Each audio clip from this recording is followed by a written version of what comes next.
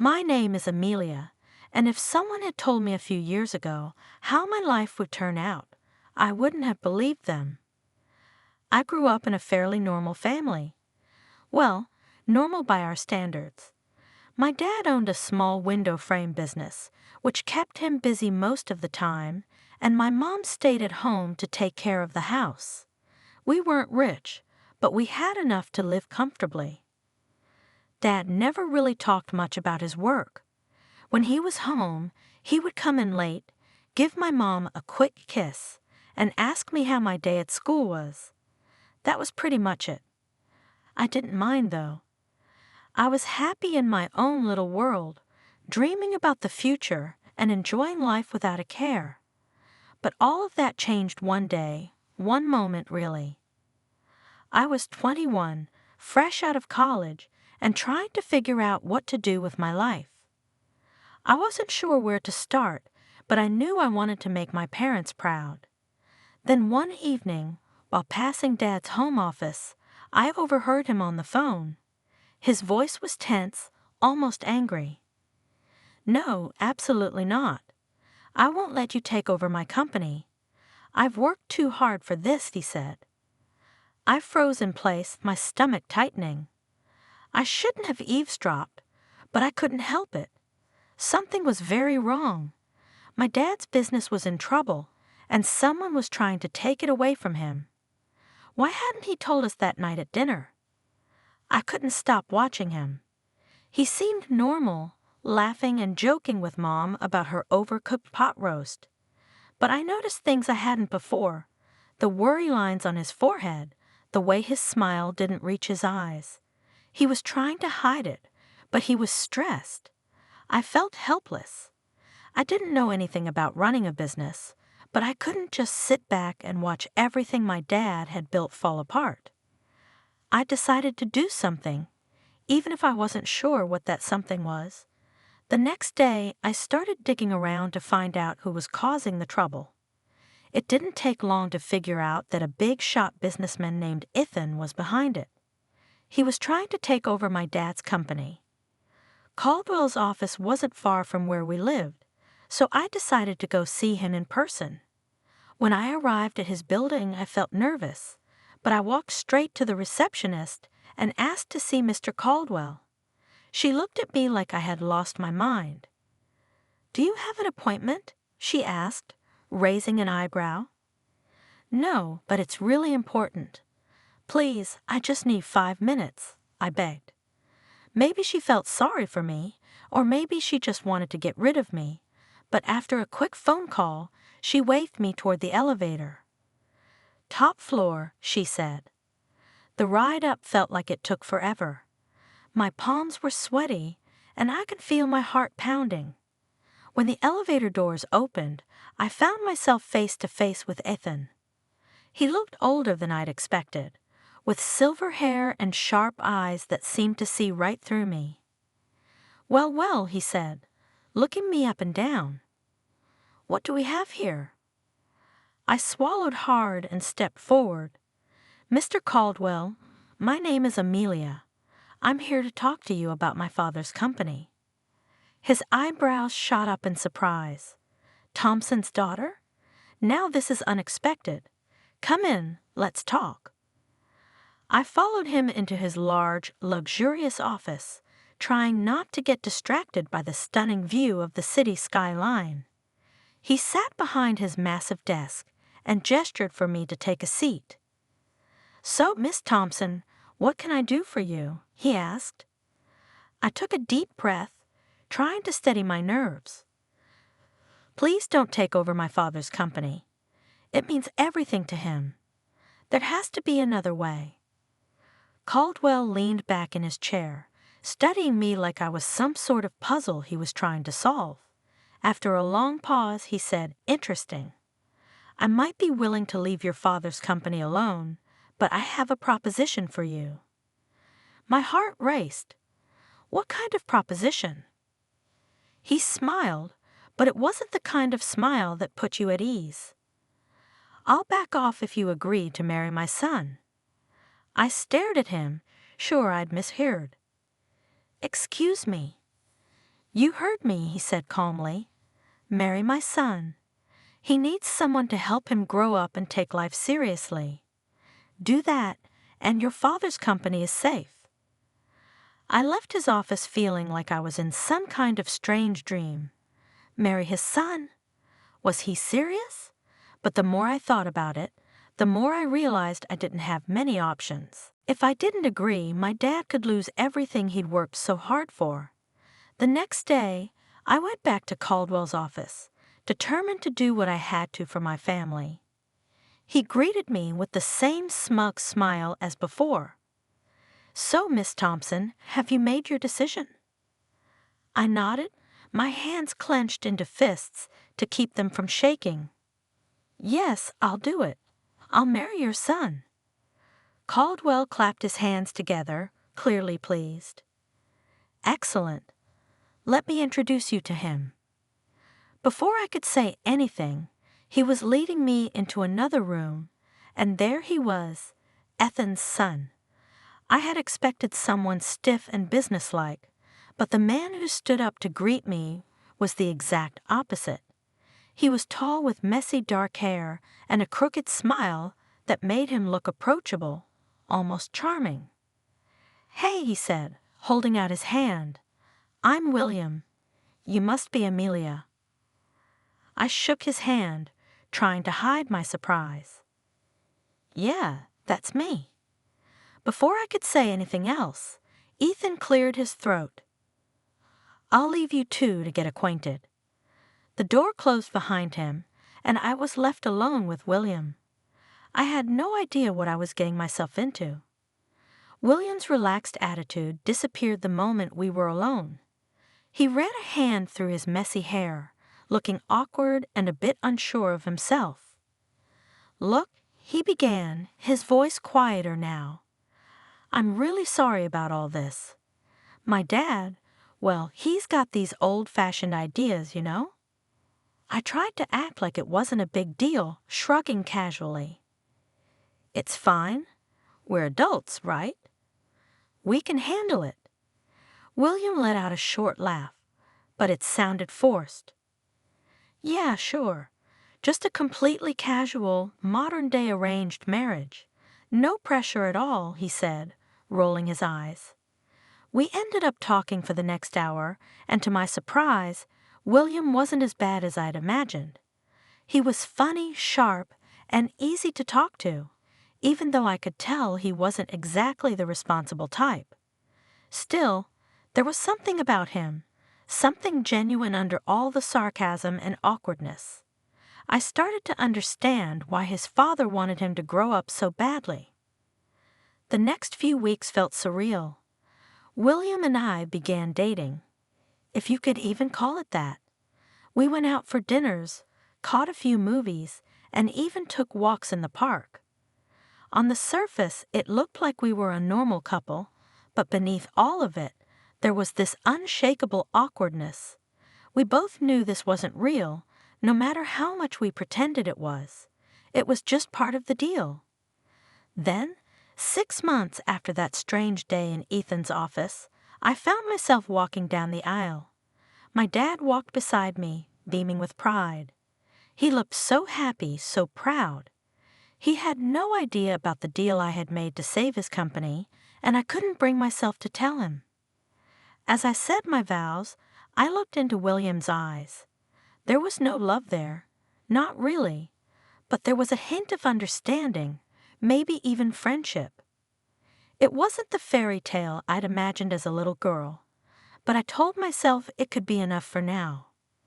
The reception was a whirlwind of laughter, congratulations, and champagne. I barely had time to breathe before William's mother, Ava, found me. She smiled, but it was the kind of smile that didn't reach her eyes. Welcome to the family, dear, she said, her tone sweet but sharp. I do hope you'll make William happy. I forced a polite smile, matching her energy. I'll certainly try, Mrs. Caldwell. As William and I left for our honeymoon, I caught sight of Ethan. He looked so pleased with himself, like he'd just won a chess game. He had no doubt he'd dominate from the start. My chest tightened with anger. To him, this wasn't about love or family. It was a business deal, plain and simple. The first few years of our marriage were interesting, to say the least. William and I settled into a routine, though it felt more like we were roommates than husband and wife. We lived in a beautiful house, courtesy of his father's money, but it didn't feel like home. Despite everything, I tried my best to be a good influence on William. Slowly but surely, I started to see changes in him. He spent less time partying with his wild friends and more time at the office, working with his father. For the first time, Ethan seemed genuinely proud of his son. I'll admit it made me feel like maybe this whole arrangement wasn't for nothing. William's mother, on the other hand, was a different story. She never outright said anything rude, but I could feel her disapproval in the way she looked at me. It was in her tight smiles, her raised eyebrows, and her cutting remarks disguised as compliments. "Oh, Amelia, that dress is interesting," she'd say with a faint smirk. "So brave of you to wear something like that." I'd grit my teeth and smile politely. "Thank you, Mrs. Caldwell," I'd reply, trying not to let her get under my skin. Despite all the challenges, I held on to hope. Maybe William and I could grow to love each other over time. Maybe when we had children, things would change. I thought kids would bring us closer, make our marriage feel real. But life had other plans. One crisp fall afternoon, William and I sat in the doctor's office. The silence between us was heavy, like a cloud we couldn't escape. The doctor's voice was kind but firm as he delivered the news. "I'm sorry," he said gently, "but the tests show that you, Mr. Caldwell, are unable to father children." The words hit me like a physical blow. No children. The one thing I had been counting on to bring us closer, to give our marriage real meaning, was now impossible. That night, I lay awake in bed, staring at the ceiling. My thoughts wandered to my parents. My dad's business had flourished since my marriage to William. He'd even managed to double his profits. I was happy for him, truly, but deep down, I felt lost. I wanted more for myself. I wanted to work, to have a purpose beyond just being William's wife. When I brought it up to him one evening, his reaction was swift and firm. "Work? Why would you need to work?" he asked, frowning. "We have more than enough money." "It's not about the money, William," I explained. "I want to do something meaningful. I need something that's mine." He shook his head, his tone dismissive. "In our circle, wives don't work. It's just not done." I stared at him, feeling a mix of frustration and sadness. William wasn't a bad person, but he was trapped in the same world of expectations and appearances as his parents. And now so was I. But I wasn't sure how much longer I could live this way. William's easygoing attitude disappeared as soon as we were alone. He ran his hand through his messy hair, clearly uncomfortable. "Look," he said, hesitating, "I'm really sorry about all this. My dad, well, he's stuck in the past, you know? He has these old school ideas." I tried to shrug it off, like it didn't bother me. "It's fine. We're adults, right?" "Right. We can handle this." William let out a short, forced laugh. "Yeah, sure. Just your everyday, casual arranged marriage. Totally normal," he said, rolling his eyes. Despite the awkward situation, we ended up talking for a while. To my surprise, William wasn't as bad as I thought. He was funny, smart, and had a charming side I didn't expect. Sure, he came across as a little immature and careless, but I could tell there was more to him. Maybe that's why his father was so desperate to push him into this situation, to make him grow up. As weeks turned into months, William and I settled into a strange rhythm. We went on dates, dinners, movies, walks in the park, but it always felt a bit forced. No matter how hard we tried, there was this invisible wall between us. We both knew this wasn't real. It wasn't love. Over time, William's father started to push me towards something he thought might fill my time in this new role as William's wife. "Why don't you start a foundation or something?" he suggested one evening. And so the Amelia Caldwell Foundation for Children with Cancer was born. It wasn't the life I had imagined for myself, but it gave me a purpose. I poured my heart into the work, organizing fundraisers, visiting hospitals, and meeting families. It was exhausting but fulfilling. William, however, didn't seem interested in my new passion. In fact, he barely acknowledged it. He didn't seem to care much about anything I was doing. It felt like we were living separate lives, sharing the same house, but rarely crossing paths. 10 years passed this way, and then everything changed again. William's father died suddenly of a heart attack. One moment, he was running the family empire, and the next, he was gone, just like that. William was thrust into the role of CEO. I tried to be there for him, to support him, but I could see how much he was struggling with the weight of his new responsibilities. 2 years later, we were hit with more devastating news. William's mother, Ava, was diagnosed with cancer. "We should move her to a care facility," William said, his voice flat, almost detached. "They'll take better care of her there." But Ava refused. "I will not leave my home," she said firmly, her chin raised in defiance. Drawing on my years of experience with the foundation, I stepped in. I hired nurses, coordinated her treatments, and spent hours by her bedside. To my surprise, Ava's attitude toward me started to change. One afternoon, as I was fluffing her pillows, she reached out and took my hand. Her grip was weak, but her words were strong. "You're a good woman, Amelia," she said softly. "I'm sorry I didn't see it sooner." Tears filled my eyes, and I squeezed her hand gently. "Thank you, Mrs. Caldwell," I whispered, feeling a mix of relief and sadness. But even as I formed a bond with Ava, things between William and me grew worse. 5 years had passed since William took over the company, and instead of rising to the occasion, he seemed to be spiraling.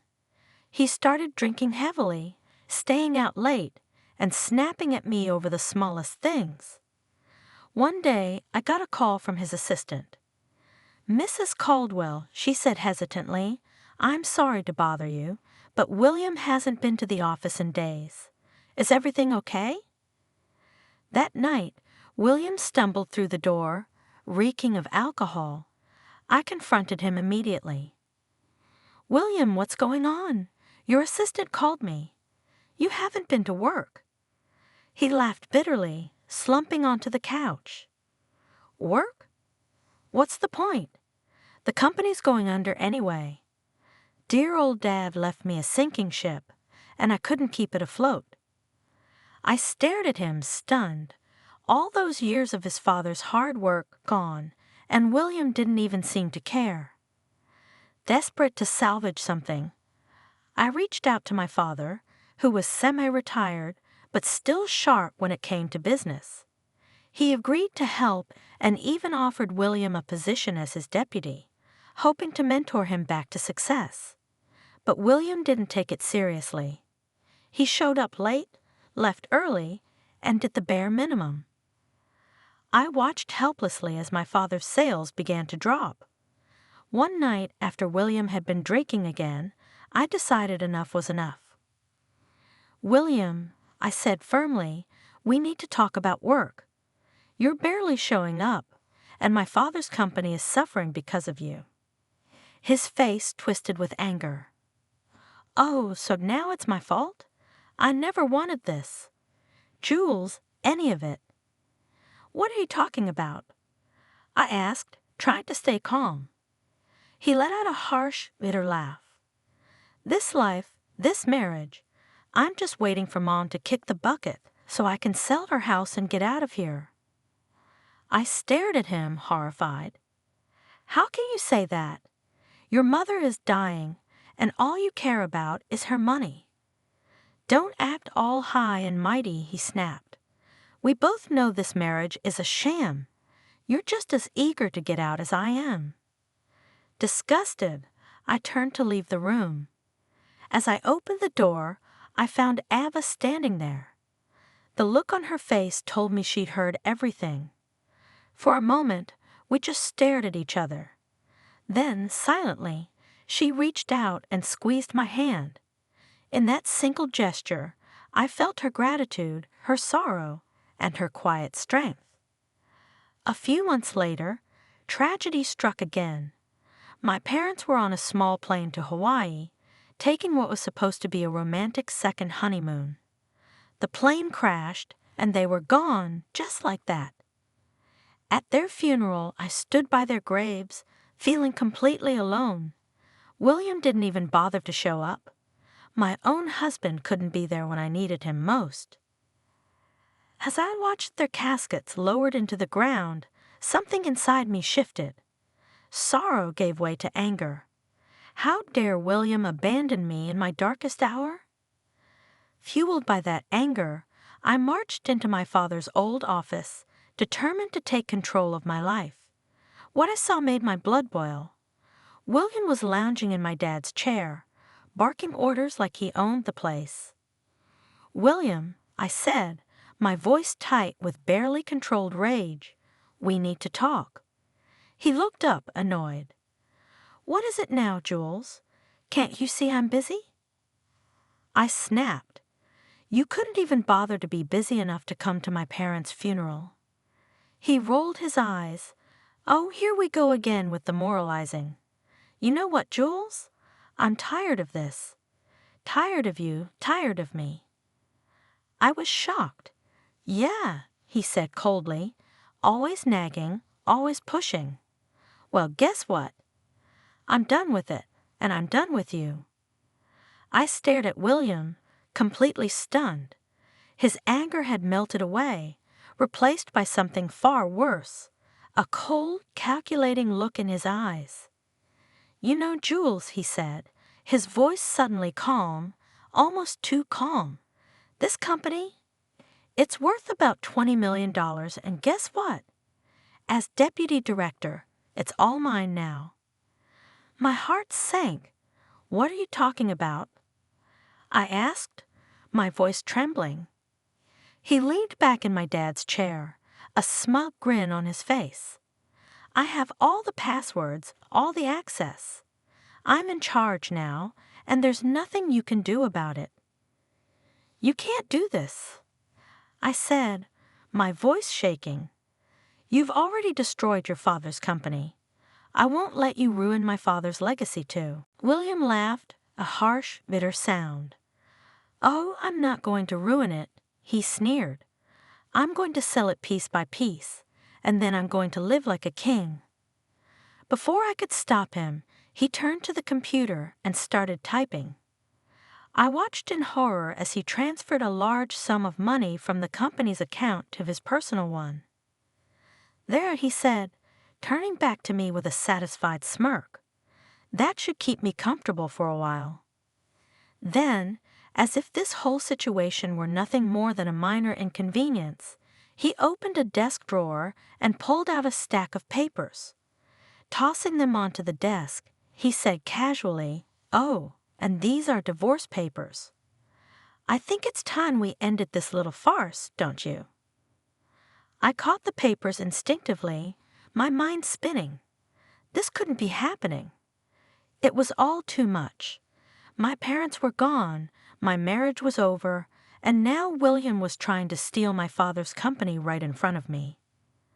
I left the office in a daze, clutching the divorce papers like they were the only thing tethering me to reality.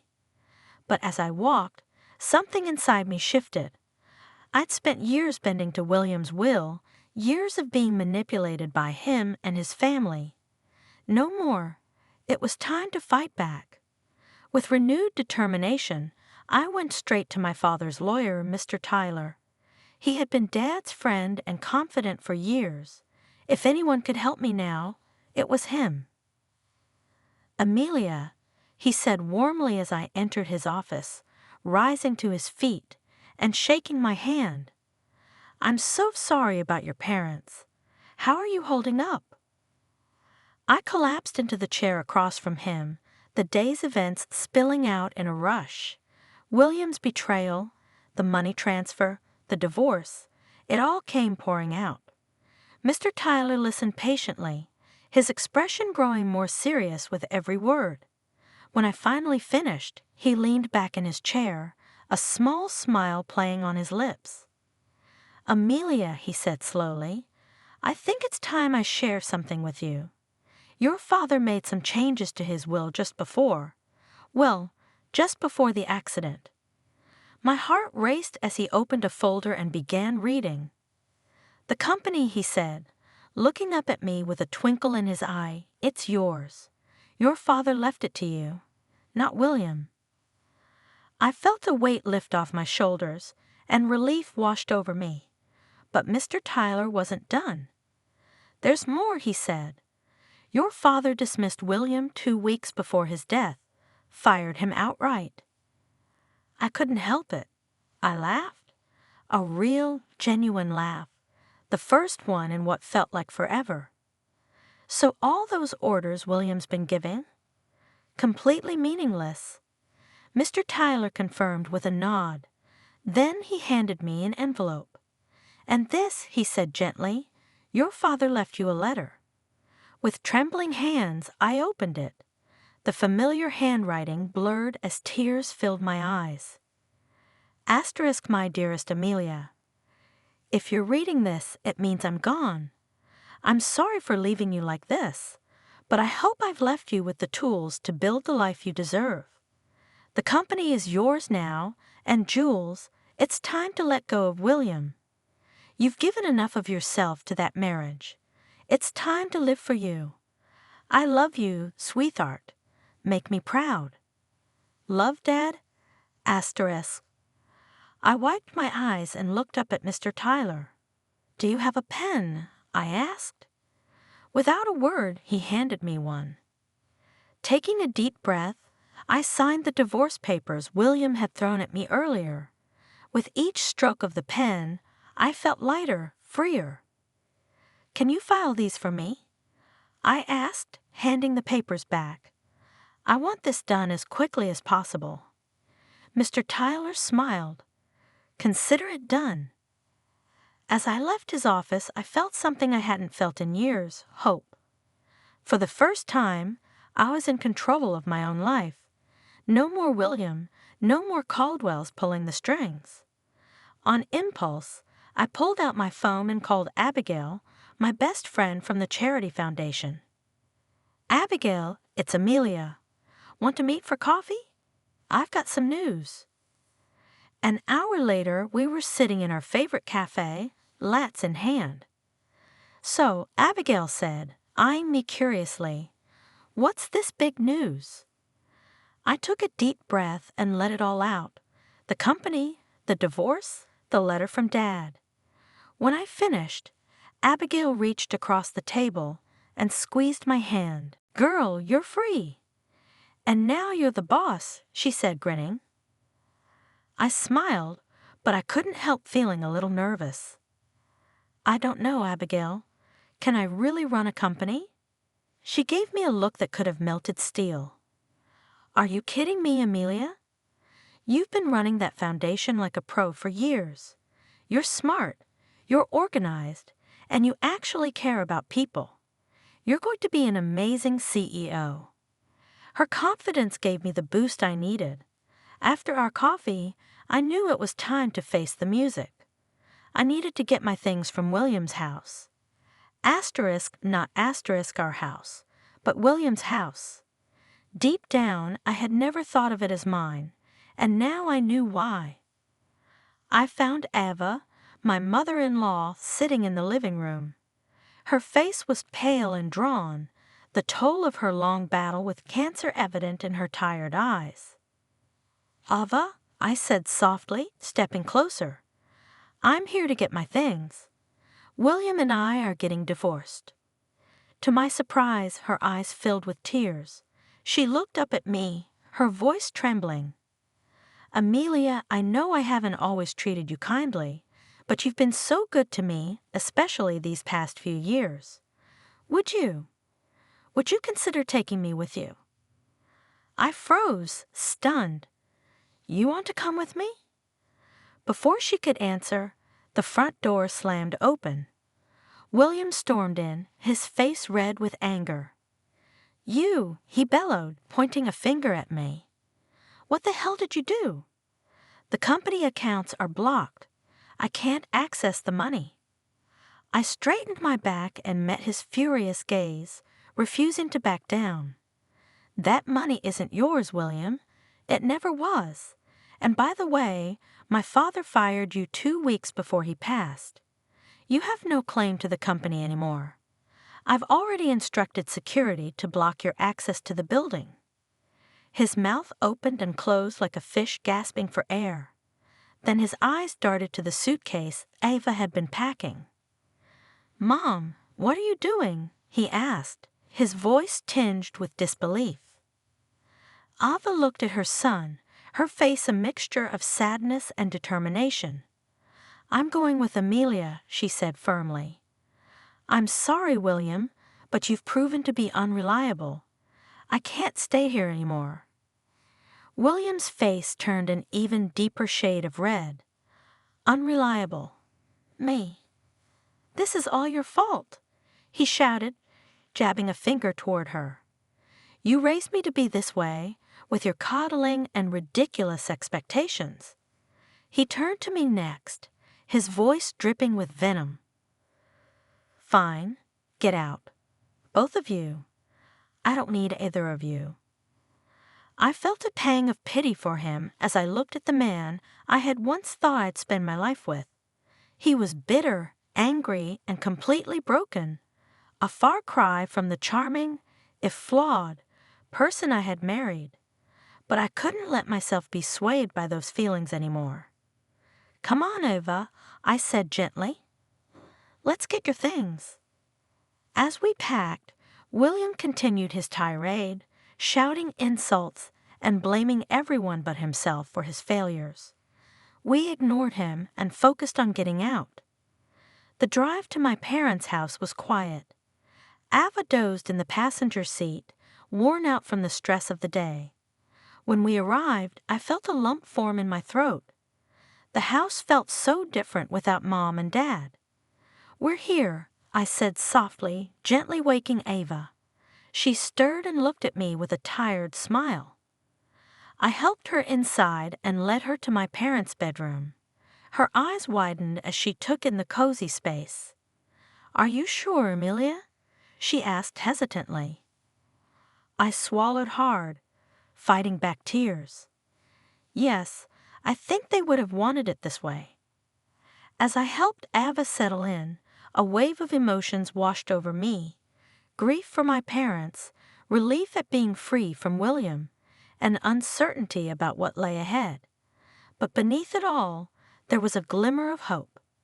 Taking over my father's company felt like diving into the deep end of a pool without knowing how to swim.